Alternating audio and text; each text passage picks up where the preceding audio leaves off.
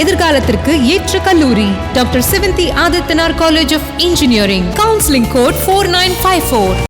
நேயர்களே, இன்று காலை இன்ப அதிர்ச்சியாக மழை என்பது பெய்ய தொடங்கி இருக்கிறது. கடந்த 2 மாதமாக வெயில் வாட்டி வதைத்த நிலையில நமக்கு ஏற்கனவே வானிலை அறிக்கை என்ன சொல்லியிருந்தாங்கன்னா, அடுத்து வரக்கூடிய அதாவது 8ஆம் தேதியிலிருந்து ஒரு 12ஆம் தேதி வரைக்கும் இந்த வெப்பநிலையானது 2லிருந்து 3 டிகிரி செல்சியஸ் வரை குறைவதற்கான வாய்ப்புகள் இருக்கும் அப்படின்னு சொல்லியிருந்தாங்க.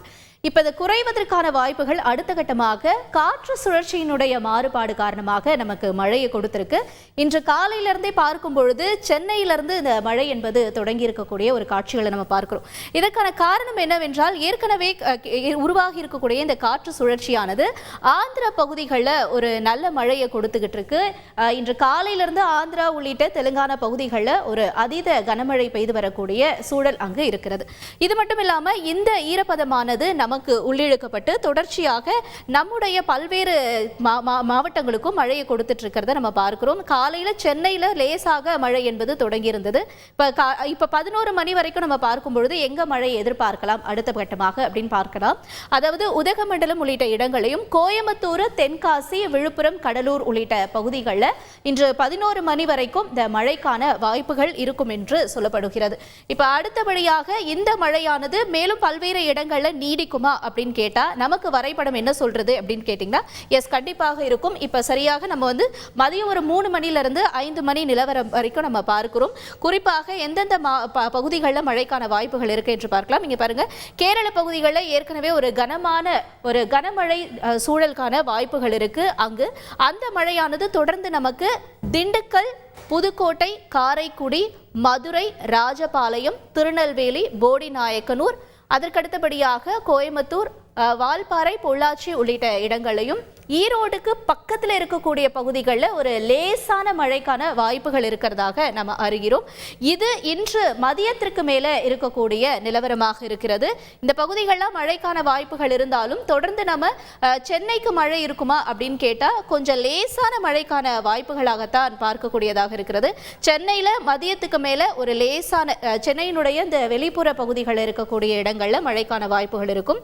தொடர்ந்து காஞ்சிபுரம் உள்ளிட்ட இடங்கள்லாம் நம்ம இந்த ஒரு அதீத வெப்பநிலையை தாண்டி ஒரு குறைவான ஒரு வெப்பநிலையை நம்ம உணரக்கூடியதாக இருக்கும். அதாவது இத்தனை நாள் நம்ம ஃபீல் பண்ணிக்கிட்டு இருந்த அந்த வெப்பநிலை என்பது படிப்படியாக குறைவதற்கான வாய்ப்புகள் இருக்கு. இதுதான் இன்றைக்கான நிலவரம். இந்த மழை நீடிக்குமா என்று நம்ம தொடர்ந்து கேட்கலாம். நம்முடன் வானிலை ஆர்வலர் திரு செல்வகுமார் அவர்கள் இணைப்பில் இணைகிறார். சார் வணக்கம். நீங்க ஏற்கனவே பதிவு செஞ்சிருந்தீங்க, இன்று அதாவது மே 5ஆம் தேதிக்கு மேல நம்ம மழையை எதிர்பார்க்கலாம் அப்படின்னு. இப்ப அதற்கேற்ற மாதிரியே இன்று காலை அப்படிதான் அமைஞ்சிருக்கு. இந்த மழை என்பது நீடிக்குமா? இதுதான் மக்களுடைய எதிர்பார்ப்பா இருக்கும். அப்படியாக இருந்தால் அது எத்தனை நாள்? வணக்கம் அம்மா. வணக்கம். ஏற்கனவே நம்முடைய அறிக்கையின்படி மே 5ஆம் தேதிக்கு மேல் மழை தொடங்கினாலும் சென்னையை 8ஆம் தேதி அதிகாலை தொடும் என்று அறிவித்திருந்தோம். அதன்படி இன்றைக்கு சென்னை மீனம்பாக்கம், பொடிச்சலூர் பகுதிகள் எல்லாம் மழைப்பொழிவு கொடுத்திருக்கிறது. அதே போல உள்ளே பாத்தீங்கன்னா கொஞ்சம் கனமழை பொழிவை கொடுத்திருக்கிறது. நேற்றைக்கு ஆந்திர மாநிலம் விஜயவாடா மற்றும் ஹைதராபாத்தில் தொடங்கிய மழை இருகாற்று இணைவு என்பது படிப்படியாக தெற்கு ஆந்திர பகுதியில் ஏற்பட்டு அதிகாலையில தமிழ்நாட்டின் வடகடலோரம் மற்றும் வட உள் மாவட்டங்களை தொடும் என்று எதிர்பார்க்கப்பட்ட நிலையில மழை பொழிவானது நேற்றைக்கு நள்ளிரவுக்கு பின் தமிழ்நாட்டின் ஆந்திர எல்லையோரம் தொட்ட மழை, பிறகு கர்நாடக எல்லையோரமும் கனமழை பொழிவை காற்றுடன் இடிமழை பொழிவை கொடுத்தது. அந்த மழைப்பொழிவு ஈரோடு மாவட்டம் வரைக்கும் கிடைத்திருக்கிறது. அதாவது கிருஷ்ணகிரி, தருமபுரி, ஈரோடு, சேலம் மாவட்டத்தின் பகுதிகள் வரைக்கும் கிடைத்தது. இந்த அதிகாலை நேரத்துல, காலை நேரத்துல பாத்தீங்கன்னா திருப்பத்தூர், வேலூர், ராணிப்பேட்டை மற்றும் திருத்தணி பகுதிகள்லாம் கொடுத்த மழை திருவண்ணாமலை மாவட்டத்திற்கு காலையில நுழைந்து நல்ல கனமழை பொழிவை கொடுத்து வருகிறது. அதாவது ஊத்தங்கரை பகுதியிலிருந்து நுழைந்த மழை, அதாவது மேக உற்பத்தியானது தொடர்ந்து செங்கம், ஆரணி, போலூர் மற்றும் வந்தவாசி, அப்படியே திருவண்ணாமலை பகுதிகள்லாம் கனமழை பொழிவை கொடுத்து கொண்டிருக்கிறது. தொடர்ந்து இந்த மழைப்பொழிவு செஞ்சி மற்றும் திண்டிவனம் பகுதிகளுக்கும், விழுப்புரம் மற்றும் திருக்கோயிலூர் பகுதிகளுக்கும் கொடுத்து இன்னும் சற்று நேரத்துல மயிலாடுதுறை மாவட்ட பகுதிகள் வரைக்கும் கூட கொடுப்பதற்கு வாய்ப்பு இருக்கு. அதாவது பன்ருட்டி பகுதிகளுக்கு காலை 7 மணிக்கு தொடங்கிய மழை அது கடலோரம் வரைக்கும் முன்னேறி கொண்டிருக்கிறது. விருதாச்சலத்திற்கும் கொடுக்கும். வடலூர் மற்றும் அதனை தாண்டி குறிஞ்சிப்பாடி மற்றும் பரங்கிப்பேட்டை, புவனகிரி, சேத்தியாத்தோப்பு, சிதம்பரம் பகுதிகளுக்கும், பிச்சாவரம் பகுதிகளுக்கும் கொடுத்து சீர்காழி மற்றும் திருமுல்லைவாசல் பகுதிகளுக்கும், பழையாறு போன்ற பகுதிகளுக்கும் மழைப்பொழிவு கொடுப்பதற்கு இன்று காலை வாய்ப்பு இருக்கிறது. இந்த மழைப்பொழிவு காரணமாக தமிழ்நாட்டின் வட உள் மாவட்டங்கள், வடகடலோர மாவட்டங்கள் குளிர்ந்து விட்டது. அக்னிக்கு ஆயுள் 6 நாள் என்றும் பிறகு 8 நாள் என்று அறிவித்திருந்த நிலையில 8ஆம் தேதியுடன் அக்னி நிறைவடைகிறது.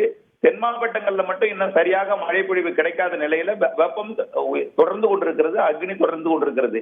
இன்றைக்கு ஒரு நாள் மட்டும் இந்த திருநெல்வேலி, மதுரை மற்றும் திருச்சிக்கு தெற்கே உள்ள பகுதிகளில் கொஞ்சம் வெப்ப அலை இருந்தாலும் இன்றைக்கு தென் மாவட்டங்கள்ல மழை பொழிவை கொடுக்க போகிறது. குறிப்பாக கேரள எல்லையோரத்துல இன்னும் சரியாக மழை பொழிவு தொடங்கவில்லை. கர்நாடக, கேரள, ஆந்திர எல்லையோரத்தில் கொடுத்துக் கொண்டிருக்கூடிய மழை இன்றைக்கு கேரள எல்லையோரத்திலும் தென் மாவட்டங்களிலும் இன்றைக்கு தொடரும்.